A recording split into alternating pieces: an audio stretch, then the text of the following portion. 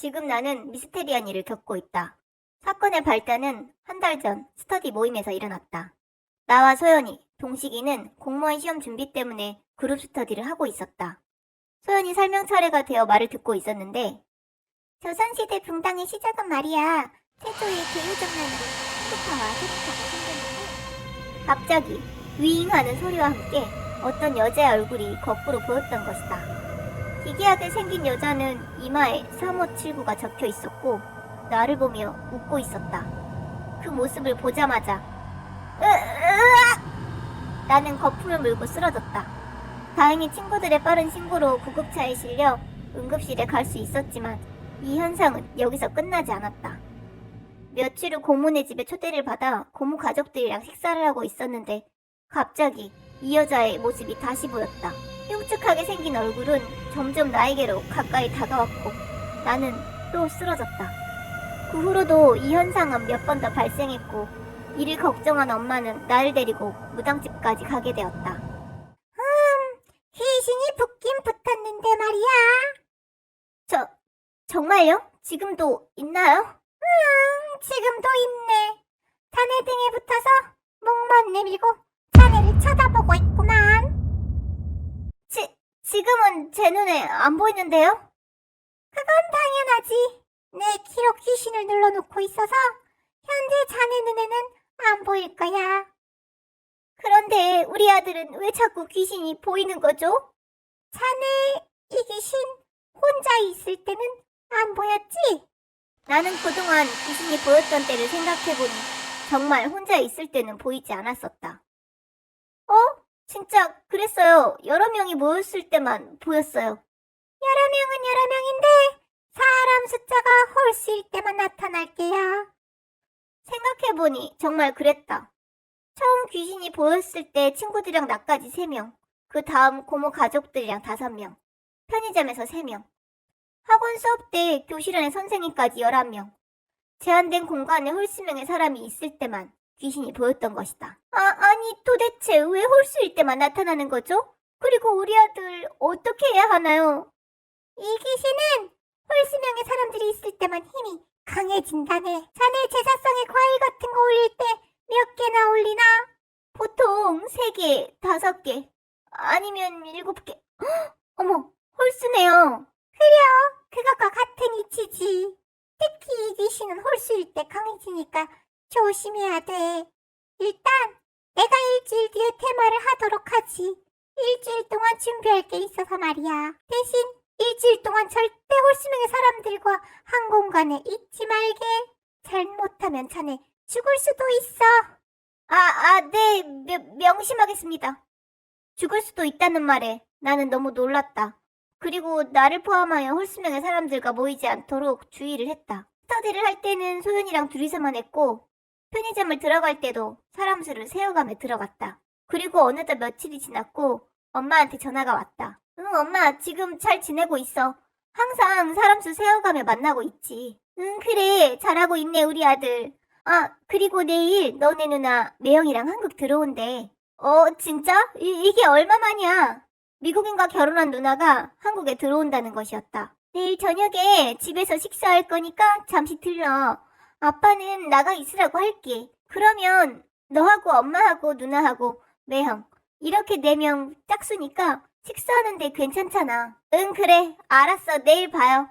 그렇게 다음날 저녁 본가에 식사를 하러 갔다. 와, 누나 이게 얼마만이야? 그러게 한국 오니까 너무 좋다. 이렇게 가족도 보고. 매형, 한국 음식은 입맛에 맞으세요? 한국 음식 너무 맛있어요. 하하하하하. 그렇게 화기애애하게 이야기를 나누고 있을 때였다. 참, 엄마 있잖아. 누나는 엄마에게 무슨 말을 건넸고 나는 그 자리에서 쓰러졌다.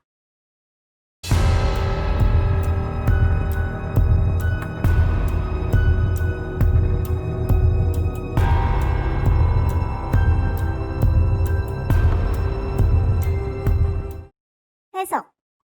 나는 나를 포함해 홀수명의 사람을 만나면 안 된다. 그래서 미국에서 누나 부부가 왔을 때 나와 엄마, 누나 부부는 이렇게 4명이 식사를 했다. 그런데 누나는 충격적인 말을 엄마에게 건넸다. 엄마, 있잖아. 나 임신했어. 무당은 한 공간에 홀수 무리의 사람이 되지 않도록 당부했지만 저녁 식사 자리에는 홀수명의 사람이 되고 만 것이다. 나와 엄마, 누나와 매형, 그리고 누나 뱃속의 아기까지. 그래서 결국 다시 홀수 귀신이 나타났고 나는 쓰러지고 만 것이다. 다섯 명, 홀수다. 보고를 가요. 콩튠 뉴스입니다. 요즘 들어 휴전선 인근 군부대에서 폭발 사고가 끊이지 않고 있습니다. 어젯밤 강원도 콩튠사당 관할 초소에서 큰 폭발이 일어났고 이로 인해 장병 한 명이 목숨을 잃고 한 명이 크게 다쳤습니다. 군 당국은 경계병들의 무기조작 미숙으로 판단하고 기본 무기 활용 교육을 강화하겠다는 방침입니다. 중대장들은 너희에게 실망했다. 그토록 수많은 훈련에도 불구하고 이게 뭔가? 어제도 옆 부대에서 폭발 사고가 있었다. 이렇게 형편은 실력 때문에 폭발 사건이 끊이지 않는 거다. 오늘부터 사격술 훈련 1시간씩 연장이다. 어후, 팔 떨려 죽겠습니다. 대체 언제까지 이렇게 빡세게 한답니까, 조직원 병장님? 아휴, 낸들 알겠냐. 요즘 들어 군부대에서 폭발 사고가 많이 생기니 군기 잡는다고 그러는 거겠지. 죽은 놈들한텐 미안하지만 근무를 제대로 안 하니까 사고가 나지. 암튼 우리만 고생길이 열렸다. 아휴, 발 아파. 이동식 상병 똑바로 안 하나? 우리 부대는 최전방에 위치한 부대이다. 요즘은 인근 부대들에서 폭발 사고가 자주 발생해 빡센 훈련이 계속되고 있었다. 아이고 죽겠다. 조직원 병장님, 근데 그거 들으셨습니까? 뭐? 어제 옆 부대에서 폭발 사고 있었지 않습니까? 그때 살아남은 병사가 그랬다는데 폭발 당시 귀신이 보였답니다. 그건 또 뭔 참신한 개소리냐? 조사관들이 물어보니까 진짜 그렇게 대답했답니다. 폭발 난 곳을 발표봤는데 안개 속에서 여자 귀신이 보였대요. 걔 폭발 때문에 너무 충격을 받은 거 아니야? 귀신이 인간 세상에 물리적으로 영향을 끼친다는 것도 이상하고 더군다나 여자 귀신이 폭발물을 다룰 줄 안다는 게 말이 되냐? 생각해보니 그렇네. 그리고 그날 저녁 나는 조직원 병장님과 같은 조로 편성되어 경계 근무에 투입하게 되었다. 박정사님, 병장 조직원, 상병 모상철, 조소 경계 근무 투입하겠습니다. 조직원이 수류탄하고 실탄 여기 있다. 어제 옆 부대 폭발 난 게 수류탄인 거 알지? 각별히 주의해라. 에이, 박중사님도 참. 저 조직원입니다. 염려 마십시오. 중성. 우리의 근무 지역은 막사에서 10분 거리에 있었고 나와 조직원 병장은 곧장 그곳으로 걸어갔다. 그리고 오르막길을 5분쯤 걸어 올라갔을까? 건너편 숲에서 인기척이 느껴졌다. 이게 뭔 소리지? 야, 오상철 확인해봐. 손 들어. 움직이면 쏜다. 그런데 어둑해진 소나무 숲 사이로 사람의 형체 같은 게 보였다.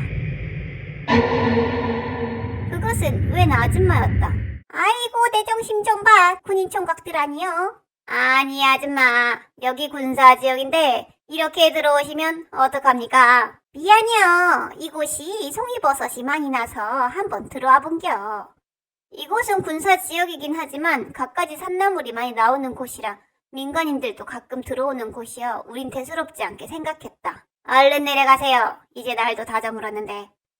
그래야 고마워. 이건 내 성이니께 목 좀 축여. 아줌마가 내민 건 캔 음료수였다. 군대에서 음료수 같은 걸 자주 먹을 수 없어 그 캔이 너무 반가웠다. 감사합니다. 뭘 이런 걸 다. 상철아, 나 한 모금만 먹고 줄게. 아닙니다, 조직원 병장님. 많이 드시고 조금만 남겨주세요.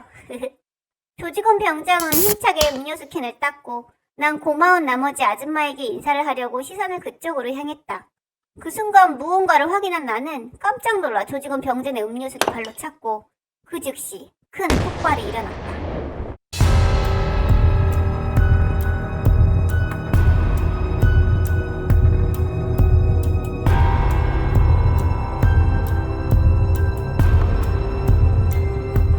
해석.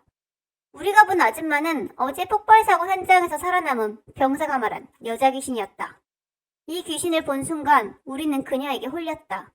그리고 귀신은 조직원 병장에게 캔 음료수를 건넸는데 그것은 음료수가 아니라 조직원 병장이 차고 있던 수류탄이었던 것이다. 내가 아줌마를 봤을 때 달빛 아래 조병장 그림자가 있었으나 아줌마는 그림자가 없었다. 나는 깜짝 놀라 조병장을 확인했고 조병장은 귀신에게 홀려 음료수 캔이 아닌 수류탄의 안전핀을 깐 것이다.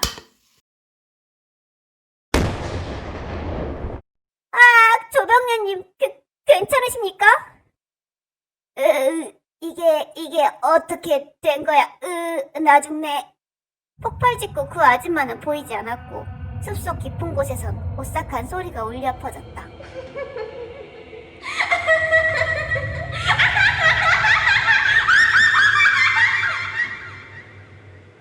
공부를 가요.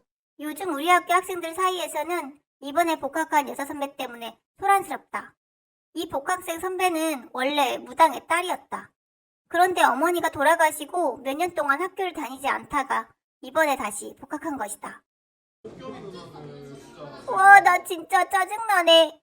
무슨 일인데 그래? 너 이번에 복학간 누나 알지?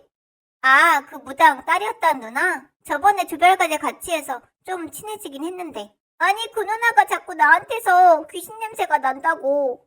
내 자취방에서 귀신 사는 것 같다고 맨날 그러는 거야. 그래서 처음에는 장난으로 웃어 넘겼는데 자꾸 그러길래 짜증을 냈지. 아니 선배, 자꾸 저한테 왜 그래요? 너 생각해서 그러는 거야. 너 귀신 냄새 심하게 난 걸 보니까 틀림없이 집에 귀신이 산다니까? 아니 저는 본 적도 없는 귀신을 자꾸 있다고 하세요. 누나, 솔직히 좀 기분 나빠요. 그럼 네 자취방 대문에 이 부적을 붙여놓고 방 곳곳을 살펴봐. 분명히 귀신이 보일 거야. 갑자기 그 누나가 부적을 주더라고. 그래서 하라는 대로 해봤어? 응. 속눈썹 치고 대문에 부적을 붙인 뒤에 방 여기저기를 살폈는데 진짜? 그래서 귀신을 봤어? 아니, 귀신은 개뿔. 바퀴벌레 한 마리도 안 보이더라. 그래? 방 안 곳곳을 살펴본 거 맞아? 응. 책상 아래까지 다 봤지. 혹시 천장 쪽은? 천장 쪽에 붙어 있었던 건 아니야? 설마. 복학한 여자 선배는 학교 선후배들 사이에서 자꾸 귀신이 보인다고 얘기하고 다녔고 우리는 그 선배가 기분이 나빠 점점 피하게 되었다.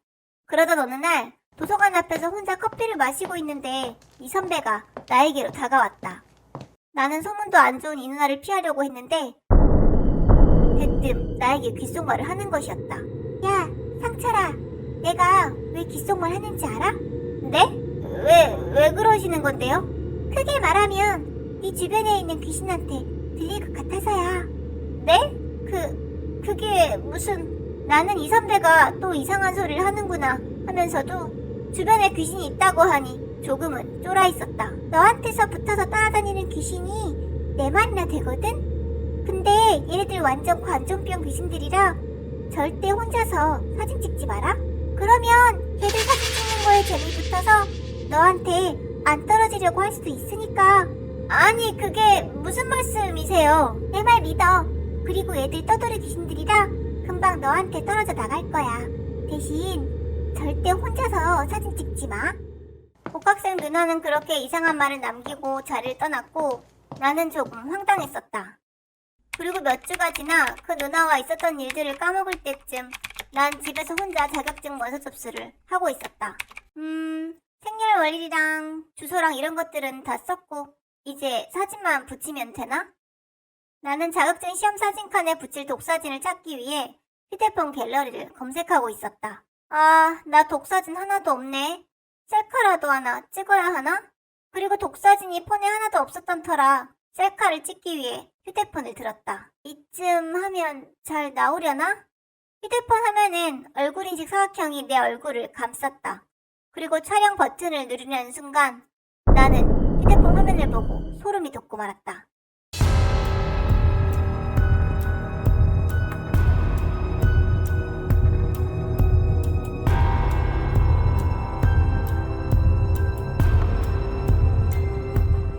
해석.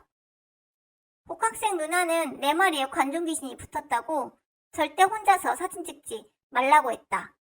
하지만 난 이를 무시하고 셀카 모드를 놓고 폰을 들었는데 폰 화면에는 내 얼굴을 감싸는 얼굴인식 사각형 말고도 4개의 사각형이 요리조리 움직이고 있었던 거였다.